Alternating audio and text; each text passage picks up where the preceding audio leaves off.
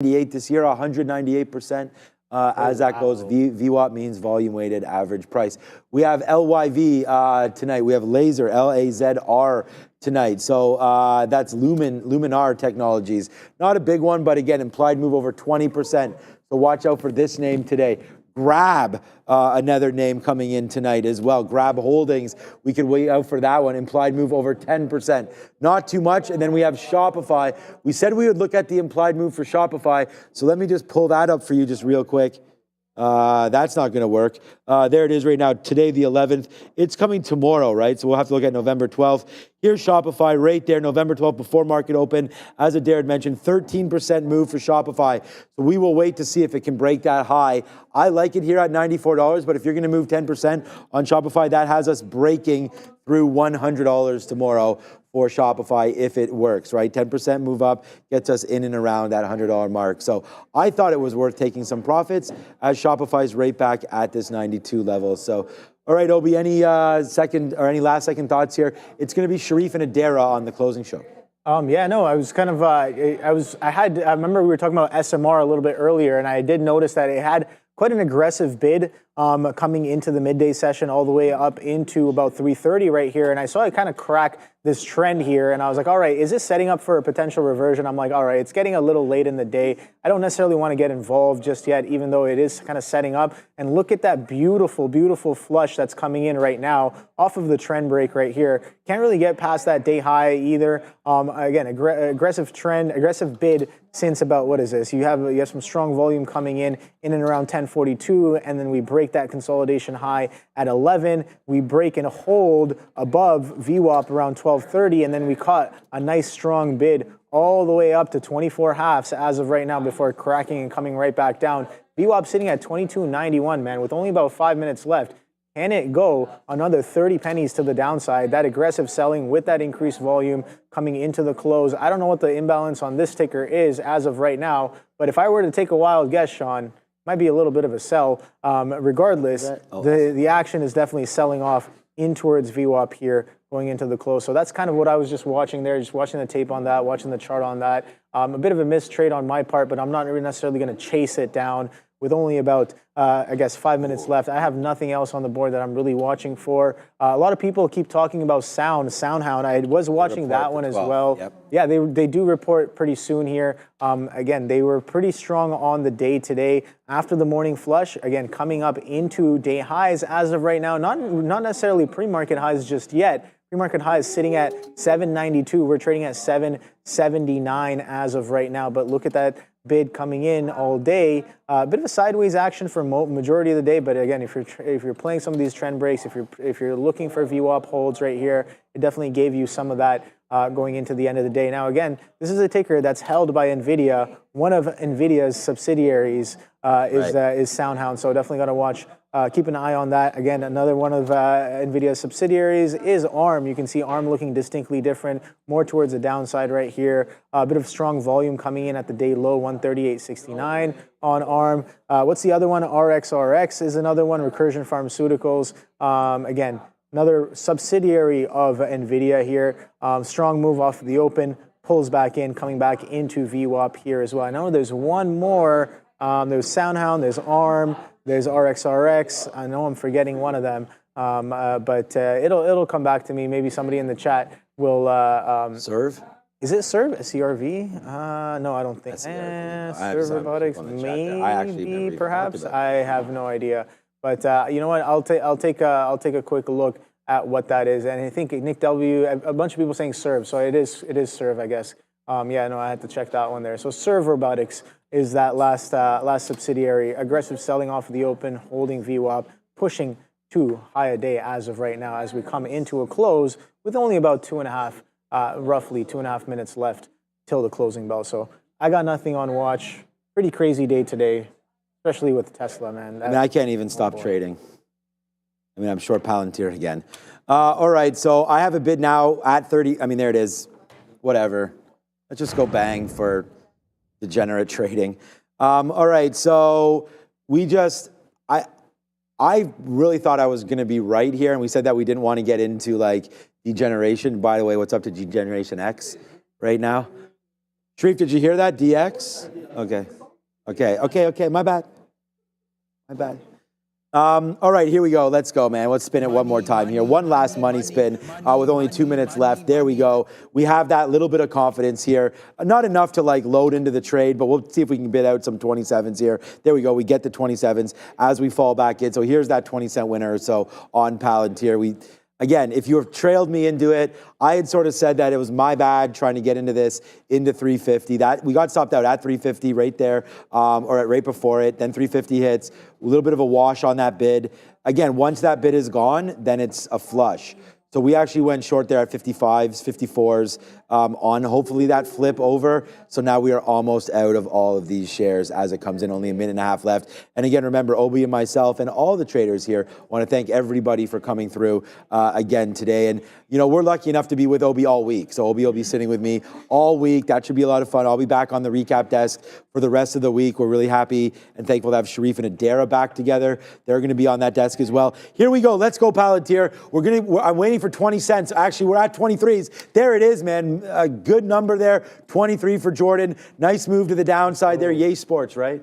Go sports. Michael Jordan. Think about Michael Jordan he's a very, very famous shoemaker. Wear the glasses like the girl does in the video. By the way, I think if anybody can deal with ray gun, it would be you. Who's Ray Gun? You know who Ray Gun is. Stop acting like that. Get some help. Stop acting. Get some help, Obi. Okay. That's the world's greatest breakdancer. She is now retired from Australia. Is that okay? That's the name. Oh boy. Yeah. You know. Yeah. I'm saying.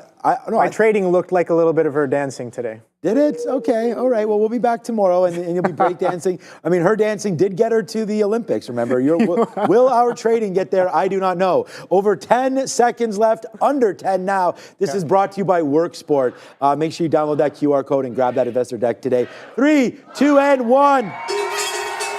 That's it. We are now closed. What a day right there. Join us tomorrow as we will watch Obi breakdance against Ray Gun with a fancy blue. We don't have to do that. Green screen of death. You could put Ray Gun. That would take 100 super chats. That could probably happen. So I wouldn't. I don't want. Thank you, Bears versus Bulls. Very, very kind words. Okay, look. Great day, Obi. Good day today. Yes, you know, we'll make calls tomorrow. Tesla was super fun in the morning there. Yes. We had Palantir slip up there at the end and got it back there at the close, and we'll trade more and more names. IBIT, wow. Bitcoin today, 87,000. All right, Luminar's now out. Laser's now out as some of these are going through. So you let me know, Fabian, when you want to throw back over there as some of the earnings are out. We have Michael Noss coming on the after show. We have Sharif on the recap show. We have Adara on the recap show. And it looks like Fabian will be switching, so there won't be any problems. All right, let's go. Thank you to everybody. Thank you to Bears versus Bulls and everybody. We'll see you tomorrow. Ciao till then. Recap show. Let's go. Subtle dug at Ram. I love that way that we edited the show that way. Welcome everyone to the Market Recap Show. They said the team wasn't going to be back together. They were wrong. They were back together. Yep. Don't worry about it, Ram. Where are they? Ram's trying to talk off camera there. Take it easy there, Ram. What a great day on these markets. We didn't have too much in the way of movement there on the NQ and the ES, a little bit flat, both of them. But we had definite movement, Fabian, here on the Dow. The Dow up another 2/3%, breaking into all-time highs. It seems to be saying that every day. Russell, 1.5% as this one breaks through a key technical support level, 2,400 Adara. We weaseled up into 24.55, 1.5% for the Russ. But the big winner on the day, let's call a spade a spade. Bitcoin, 10%. Adara, all-time highs, 87,500. Actually broke through that. Great look today, up over 10%. What do you think about all this? Yeah, I mean, I think the Bitcoin move is really wild. I also think one of the biggest, maybe not losers, but one of the bigger disappointments of the day is going to be some of these AI and chip-related names. Now, I had said to you off camera a couple minutes before we joined you here, basically, I'm seeing apparently Nikkei saying that, reporting that Japan is looking to roll out $65 billion here in support of AI and semis. So keep an eye on the chip space. AMD got a little bit of a volume spike to the upside before the close, but not much movement there, but it's worth noting. Looks like there's going to be some more investments there. We also had MPWR. I was telling you about that. That monolithic power here, which was down about 15% as of the close, initially down about 20%. Basically, some reports here from a research analyst suggesting that NVIDIA is going to cut some of their business. So there were some big movements to the downside on in some of these chips. And also, Kyle Burdett, thank you for the $5 super chat saying the boys are back in town. Everybody's back. Hey. Let's do this thing here. We got some earnings on watch as I got well. it right here. So let's get going. LAZR, guys, big move up in the aftermarket, already 30%, $1.18 going here. LAZR, Luminar Technologies. They reported right at the hour. Revenue estimate was supposed to be about 18.25 million. It was a negative EPS here, according to what the market was predicting. The implied move, 20.8%, Adara, and the previous move was a negative 37.5. Thank you for preparing all that, by the way. We already got a bump up, but I gotta tell you, I was looking at this one before the bell, and it was already above $1. So let's not gauge the breakout area quite yet. Let's continue to watch and see what we get with this. I don't have any specific details quite yet about how they did. Let's see what this bad boy says over here. Yeah, this one coming out not right at 12. So I'm still not seeing any details with respect to how they did on earnings. So we'll hold off on that, and then we'll let you know exactly how they did. We're waiting for Live Nation at 4:05, and that should be in about a minute or so. LYV slated to report at 4:05. I'm not seeing the numbers, but they got a big spike to the upside here in volume at the end of the day, up about 1.63%. So we'll have to see if these earnings are going to be live one or a dead one, but we don't know quite yet. Again, we're waiting about a minute here. The other big report or bigger report of interest, Grab Holdings, but I'm not seeing that they're scheduled to report until 6:45 p.m. Oh, wow. Now, sometimes Unity, we thought we wouldn't get till 5:45 on Thursday, and it came early. So it could come early, but just to be aware, Grab might be something you're able to grab here while we're on the show. Right, Before we get Michael Noss at 4:15, we'll find out. What happened to no punning on the big desk? Yeah. It's aftermarket. Arrest, There's chung new chung. rules. Yeah, no, I'm joking. Yeah, rules. we're back. We're gonna see what happens here. But yeah, LYV, I want to see what happens with those earnings. All right, let's talk about Tesla. I mean, yeah, there you go. There you go. Yeah. Fabian's got you back. Tesla, guys, big move up, 8.84%. Essentially, we were dancing with 10% the majority of the day. Let's talk about how this one did. I mean, we broke several technical levels. We took 300 out to end the week. Today, we take out 350. We get up to 358 and 2/3. We close a smidge below that 350, so it's still a technical resistance level, but we're at 349, high 349, so fantastic look there. But it wasn't the only continuation play. Donald John Trump, aka DJT, was in focus today, 4% again, still well off the highs, but DJT was, or is, I should say, remains on watch after the election last week. We also have earnings coming up tomorrow. Shop. You mentioned this to the boys to end the show there. Shopify is supposed to be reporting tomorrow morning, and it just took out $90 on the day, so it had a big breakout. Adara, we were talking about this one being at $78 to start the month. Now we just broke through 92. What a move up. I remember trading this during its last report at like $60. Like, time really flies, and people are certainly buying up Shopify, loading that one up in their cart. But the other earnings move, though, this could be a bit later in the week, and shout out to Obi for trading this one. Disney, DIS, that one ended up kind of ranging all day, but we did have that volume spike in the morning on no catalyst, so people are getting really excited for this earnings season. We've got a lot of Chinese ADR earnings later this week as well. JD and Billy, Thursday before the open, then on Friday, we're going to be getting the big dog, Alibaba, before the open. So definitely some earnings here, though. It's not going to be the biggest of earnings weeks, of course. And to build on your point about Disney, Adara, because it is going to be a big boy earnings report tomorrow, 1.9% today, but taking out a key technical level, Fabian, $100. Took that out. It's basically at the highs right now, $100.90. Disney, fantastic look. You know, obviously, we've seen Netflix really, really do well, the king of the streamers. We'll have to see if Disney can continue to ride that way, but it's been a nice pop back up. Let's just look at how they were trading back in August, and even to start the month out in September, we were in the mid-80s. Now we just broke through 100, like I said. So good look right now for Disney. But there's tons of S&P 500 names that were on the downside. It wasn't only just strength today. Humana, you put here down 2%. They dropped big. There was also Cigna, CIG, that also had a bit of a drop there, or it finished about a little bit higher there, about 1.5%, but it was trading lower than that for the majority of the day. AbbVie as well, ABBV, there we go. This one sank by more than 10% after the schizophrenia, trial failed to meet endpoints. What do you know about that? Yeah, I know that apparently $9 billion was spent on that drug and trial from what I was reading. And BMY, Bristol Myers Squibb, which they also have their own schizophrenia drug, which has been FDA approved. They got a nice little pop in, I guess, antipathy or sympathy, depending on what you want to say. But we also do have LYV earnings here, Live Nation. So I'm seeing your revenue of $7.7 billion that I'm reading their report. I was seeing analyst estimates of $7.91 billion, but again, these don't always compare. So again, $7.7 billion versus estimates here of $7.91 billion. Now I'm trying to see what their earnings per share were, but they did say they have their highest ever concert probability with adjusted operating income up 39% here year over year and 7.2% margin, which is apparently up more than 200 basis points. Also up apparently 9% increase here for Venue Nations fans spending more on site in amphitheaters. There's a lot of really specific margins here, but generally it seems like we have some positive reactions here from traders. They are up about 6.5% on the day.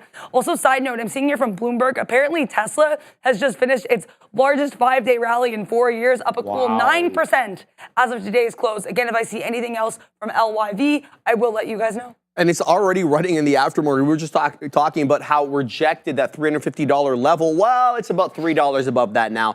$352.75. Good look for Tesla. It's working its way back into 10%. I mean, I don't really anticipate anything different than that, but we'll keep eyes on TSLAs. Let's talk about how some of the watch list items did today. Palantir was in focus. It's been in focus for a while. They broke all-time highs again today.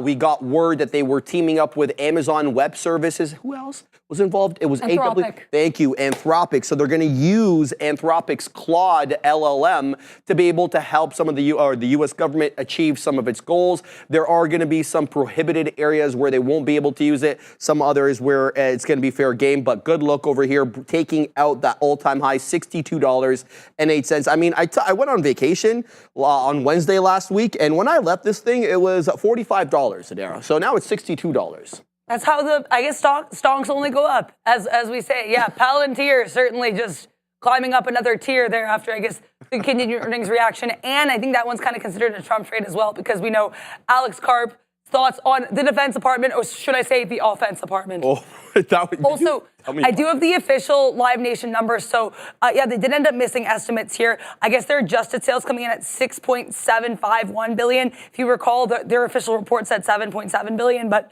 apparently $7.61 billion here. Missing estimates of $7.74 billion. GAAP earnings per share of $1.66 came in line. But as we said earlier, I guess a lot of their individual smaller metrics were positive here. Like I said, 39% year-over-year increase in profitability from concerts, which apparently is their highest ever. Fantastic. Look, let's talk about SMCI. Another negative day today for SMCI to the tune of 5.6% today. We got more word about problems. It looks like they're pausing construction of a new factory in Malaysia, which has some companies that took orders from SMCI pulling the orders. Essentially, a company by the name of YTL basically pulling their order from Supermicro, where they were slated to get servers, including NVIDIA's AI processors. They're going to go with a different company now out of Taiwan. So SMCI suffering not just from the accounting perspective, but now it looks as if they're going to have to put up with some customers pulling their orders. In addition to that, they do face delisting here. They have to get their ducks in a row by mid-November. Otherwise, they will be delisted from the NASDAQ. And if they get delisted from the NASDAQ, it's going to have financial implications to the tune of about $1.75 billion bonds, or sorry, not bonds. Corporate bonds that they issued to some holders that will actually have to be paid back if they are delisted. So that will fundamentally affect some of their balance sheets. And Ernst & Young still continues to want nothing to do with them. Yeah, their auditor is gone. A lot of analysts also stepped away. They were like, yeah, no, we don't really want any part of that, which is pretty telling. Like some analysts just did downgrades, but others were like, yeah, no. Like I think Rosenblatt withdrew their rating. But SMCI, I think one thing that's pretty interesting about Hello, Obi. I think one thing that's pretty interesting about, shout out to Ramin and Fabian for killing it. There's a lot going on here. But I think with SMCI is apparently they've given up all of their year-to-date gains. Like, and keep in mind, this thing, we saw this make new all-time highs. That one day it ran up over $400. Then, of course, we got into the thousands. Then we split. Like, the epic rise and fall of SMCI is... It was super, brutal. And it was not micro. No, it was not a super down move. We've got Michael Noss, but I wanted to cover one more thing here. Taiwan Semiconductor. A bit of a tougher day for Taiwan Semi. 3.5%. How come? Well, it looks as if, the Minister of Industry in Taiwan is prohibiting Taiwan Semi from producing any 2-nanometer chips outside Taiwan. And why is that important? Well, because they're building a facility in Arizona with taxpayer dollars, mind you, that they're supposed to be building chips at, so we can repatriate nearshore, onshore, friendshore, whatever type of shoring you want to call it. They want to bring back the supply chain so that it is in a more predictable area, and that won't be for the 2-nanometer chips. So the market not liking that today, 3.5%. Separately for Taiwan Semi, there were also issues with Chinese companies, specifically Huawei, getting their hands on TSM's chips. So it was a bit of a tougher look there as, we'll have to see exactly how that all pans out. But is Michael Noss ready? All right. Bring in the Noss boss. There he is. Shout out to you, Michael Noss. How are you, my man? I'm doing fantastic. It's hard not to have a smile on your face in this market, to be honest. Look, I don't want to I don't want to let your head explode or anything like that. But it was a couple of weeks ago that you called this breakout on Bitcoin, and I put you to the sword, Michael. I said, "What is the measured move?" And you gave a lofty number, but I bet you're feeling a little bit better about that now. Yeah, a little bit. I don't have that chart up right here, but pull it up. There's yes, I do. There's a best case scenario and a worst case scenario depending on how you want to measure this. So, yes, the breakout has been fantastic, and if you measure the move from the base of the cup out to the breakout, which is classical technical analysis, you're talking 300,000 a coin. That's pretty crazy, pretty lofty. Another way that I actually just did this today, and it's probably a little bit more reasonable, is with a Fibonacci extension. So everyone knows about Fibonacci retracements. If it goes up and then it pulls back to one of these numbers, maybe it's a number to take a look at. This is the same thing, but just maybe projecting a move out. It's very hard to have a target when things are hitting new all-time highs. So this is one way that technicians do it. And that Fibonacci projection sitting around $100,000 a coin. And I think I've heard everybody in the world say they're going to sell their Bitcoin at $100,000 a coin. So that might make a little bit more sense. But for you hardcore people, that 300,000 a coin on that measured move is pretty lofty. But hey, it's Bitcoin. Could happen. Trader here who's very happy to hear that 300,000 price target there. I got a couple of questions for you, Michael. One, I want to put a statement to you. I was listening on the weekend to one of my favorite pods, and they were talking about fund managers who aren't involved currently in Bitcoin. They're going to be sounding the panic alarm when this thing hits 100. So you brought up a really good point. You're like saying everybody and their mother's third cousin is going to want to sell at 100. What I was hearing was the FOMO's really going to kick in, especially with institutional level money once we get to that 100 and they don't have exposure. What are your thoughts on that? I'll have a little counter to that. Yes, in the long run, if Bitcoin's going to become a thing and it's going to be 1% of everyone's portfolio, that is a huge tailwind for it. But what people I don't think are thinking enough of is that allocation number. So let's say, for example, I have put some of my clients' money in Bitcoin at 40,000, and I put that 1% in. And the idea is that I want to keep crypto being 1% of the portfolio for that kind of that risk. Well, Bitcoin's doubled. So now that 1% is 2%. So for me to reallocate to get to this allocation, which is what a lot of fund managers do, of 60% this, 40% this, 35% this, and my 1% crypto, well, now I have to sell some. And what happens is as things become more institutionalized and you get these fund managers and everything in place, generally volatility starts to decrease a little bit, because as something rockets, you have the institution starting to sell, and as things dip, you have the institution starting to buy. So there's a possibility that we could see some of that, where this breakout could be a little bit less than the ones before it. And I am seeing a lot of people, and if we go back, we can really look at some of these breakouts before, right? We had this first breakout that went from 1,000 to 17,000. So that's a 17x. Then we had this breakout that went from 10,000 up to 85,000. So that's like an 8x. So if they continue to shrink like this, maybe a 2 or a 3x is the best we can hope for. Now that's a good problem to have if you only 2 or 3 times your money. But that's kind of the caution, I guess, I'm putting out to everybody, is that the more institutions that you have in play, often the less volatility, which is good, because maybe we won't ever have a 50% or 60% collapse that we've had in crypto a few times now. But it probably means the other side as well, where people are going to be more apt to take profits. Hardcore Bitcoin people, they're never taking profits. But if you're an institution and you've doubled your client's money in a certain asset, you better believe at some point you're going to start taking profits on that. All right. Now, I think this is probably what everybody kind of wants to know. Who isn't involved already, Michael, in Bitcoin? So we've got the breakout. We got that technical breakout, if I can show the chart over here, of the handle on the cup, so to speak. You got that 70 break and take. You got the 80 break and take. How do we add or get in, Michael, into the name right now, if we're not already in? Are you looking for a 70 retest? Are you looking for an 80 retest? Are you getting it possibly on a fib level? How would you work in now that the breakout is underway? Yeah, it's time at this point. So if this immediately crashes back down here into 70, I think that's probably going to be a bad news more than anything. I'll probably be getting out of my position if that happens, just because if you have this massive spike that gets completely reversed, generally not what you want to see. You would want to see buyers starting to come in at a higher price. So the only kind of advice or encouragement that I'd give to people is that it's probably don't FOMO in here. Just, I can't give advice, but I wouldn't FOMO in here, just because that's generally the top when people end up doing that.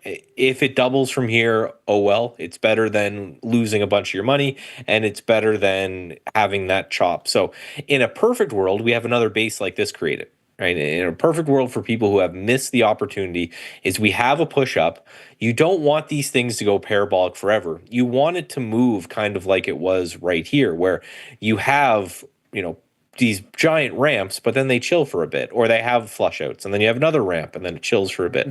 Anything that goes parabolic to the upside generally goes parabolic to the downside, and that's not what we want to see. So ideally, a breakout and then some holding up here, maybe consolidating sideways for a number of days or a couple weeks, or a pullback that doesn't quite get to that 70,000, maybe pulls back to 80, 75, and then you start to see buyers in that area. But getting involved here, I think you're 100% right that it's just not the move. It's just trying to figure out what's going to happen next. And when you have something running like this, I think this is one of those situations where the best thing to do is nothing, right? Don't buy it up here. Maybe don't sell it up here until it gets to a really extended number, but just try to wait and give it a couple weeks. Bitcoin will always be around. There'll always be a place to take a trade. Fair.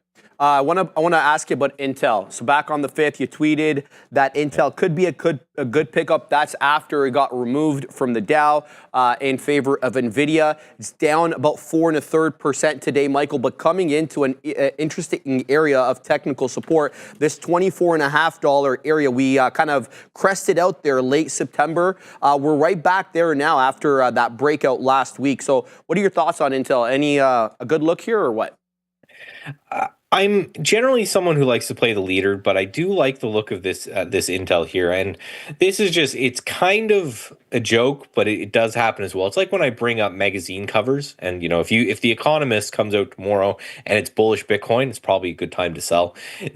And it's the same with these exchanges. And the best example that I can think of is looking at SMCI, right? SMCI gets added to the S&P 500 and then immediately crashes, and it's under DOJ investigation and all of this craziness, where when it was a small cap, no one cared, and you had that rocket.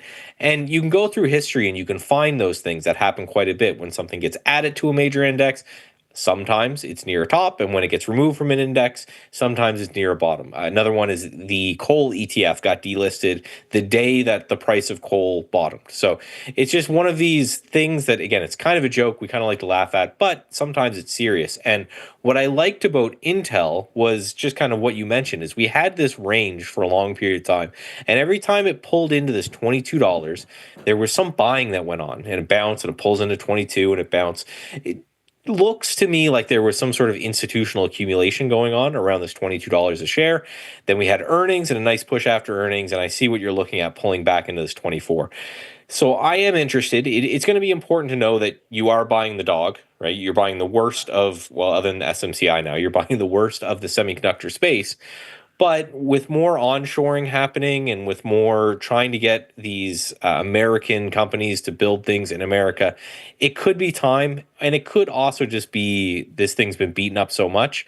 It takes another one of these moves that it did last time where, it runs from $30 to $50 before resuming down. Now, the one thing that I'll caution everyone on is this blue line is the declining 200-day moving average. Generally speaking, the closer we get to that, the more worried I get. But if we can get up to that, even from here, that 200-day moving average is already good trade.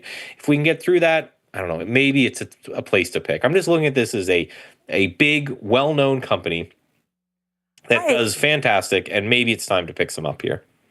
Hi, Michael. Just because we've already talked a couple of, I guess, Trump or election-related trades here, INTC, arguably a Trump trade, and of course, Bitcoin getting that pop after the election. You also mentioned DJT on your Twitter, saying that you had predicted it would be the greatest sell the news trade of all time. So I'm wondering, did you trade this? What are your thoughts on this? Do you have any thoughts on this trade going forward? Because we know this is definitely going to be on watch, much like other similar trades like Tesla. I guess, what are your thoughts on any potential plays resulting, including DJT?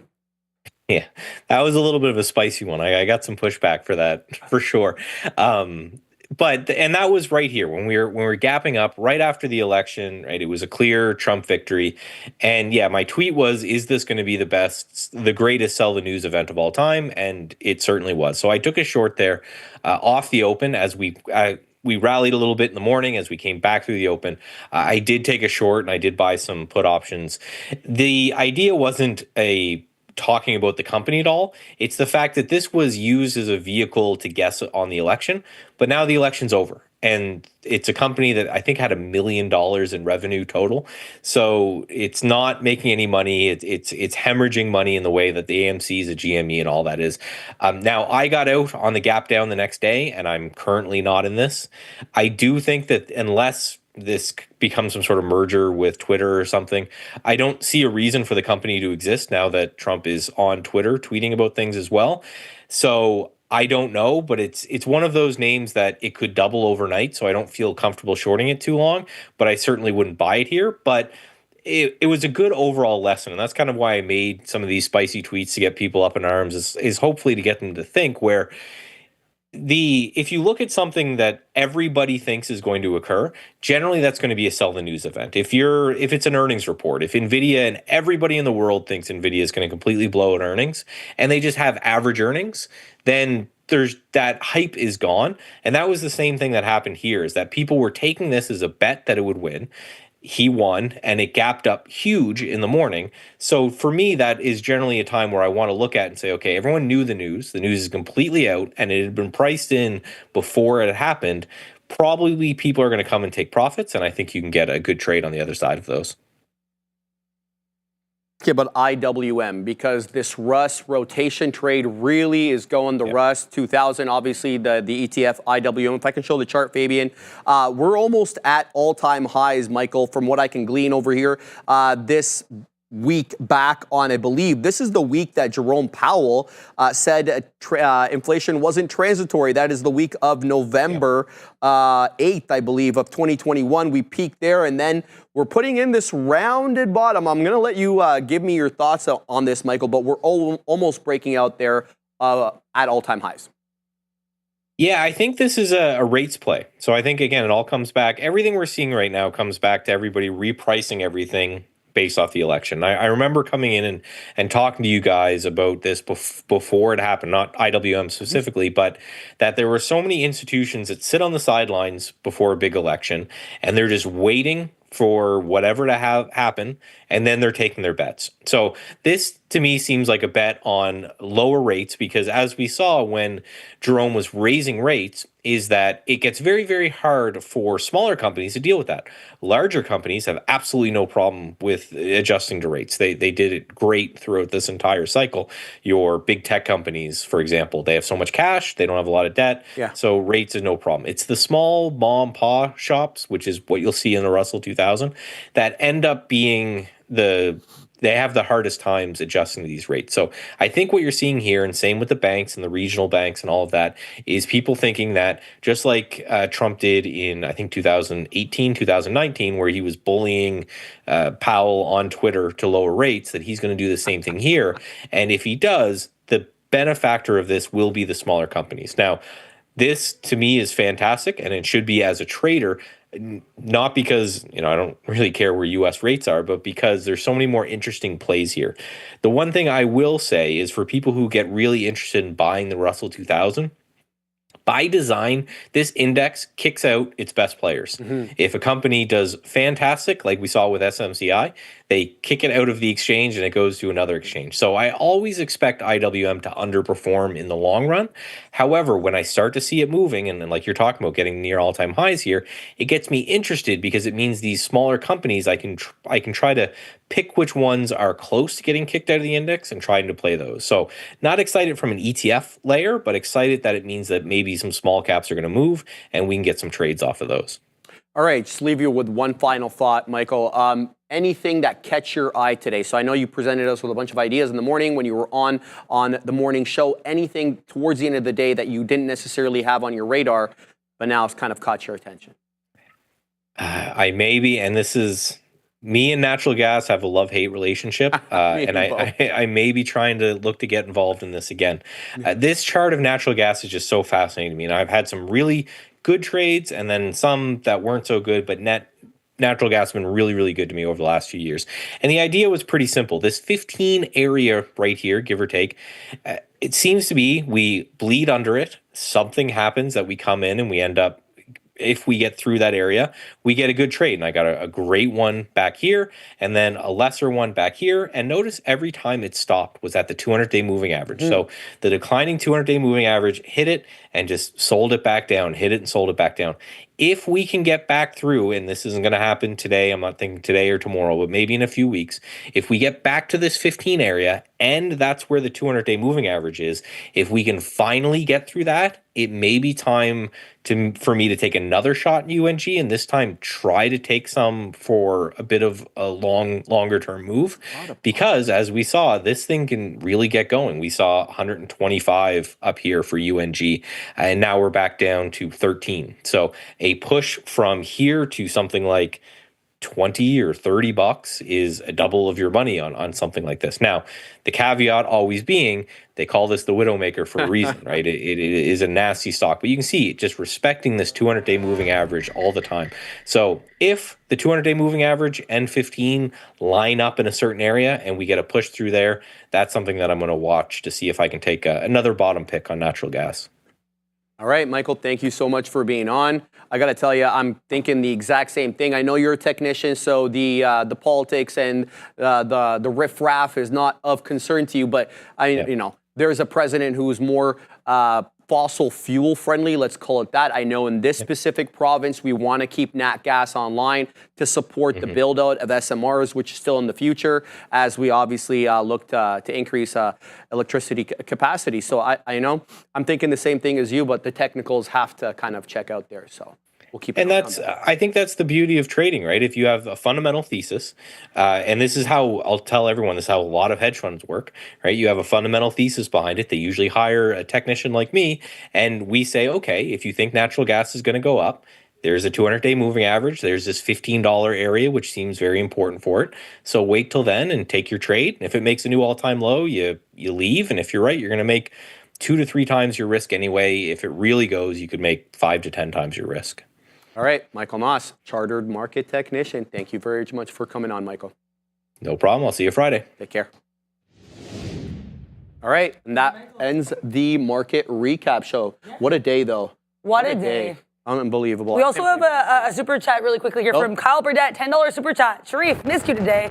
I was busy bidding to put up some shades in the Cowboy Stadium. Hashtag architectural fails.